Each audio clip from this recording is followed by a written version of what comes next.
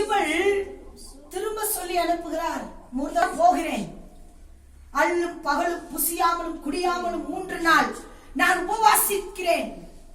எத்தனை பேருங்க உபவாசிக்கிறேன்? நீ இந்த காலத்துல அமைதியா இருக்காத, ஏன்னா இது அழிவின் காலம் வந்துருச்சு. எங்க எழுப்புதல் வருதோ அங்க அழிவு நடக்கும். எங்க அழிவு அதிகமா இருக்கும் அங்க எழுப்புதல் வரும்.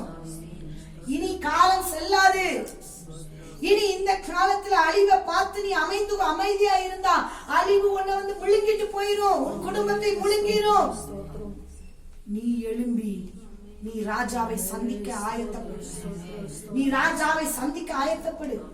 அதிகாலையே எழுந்து ராஜாவை சந்திக்க ஆயத்தப்படு.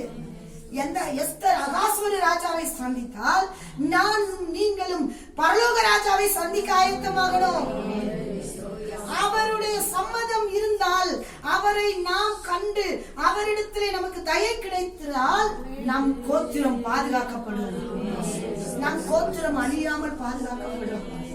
நான் ராஜாவை சந்திக்க போக மாட்டேன், ஏன்னா எனக்கு முடியாதுன்னு சொல்லி நான் கம்பளி எடுத்து போத்திக்கிட்டு உட்கார்ந்து இருந்தேன்னா ராஜாவின் இடத்துல சந்திக்காம இருந்தா அழிவு நிச்சயம். என்ன இவங்க எப்படி பேசிட்டு போறாங்க? அழிவு வருவதற்கு முன்னதாக ராஜாவை சந்திக்க ஆயத்தமாக. அநேகருக்கு ஜெப பற்றாக்குறை, ஜெபம் இல்லாத வாழ்க்கை, ஜெபத்துல குறைவு உண்டு. தேவ சமூகத்துல அவரை சந்திக்கிறத குறைவு இருக்கு.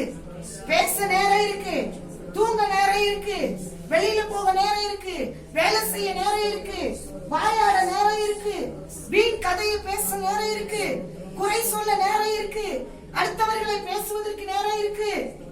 ஆனால் ராஜாவை சந்திப்பதற்கு எனக்கு நேரம் இல்லை. சொல்லாதீங்க.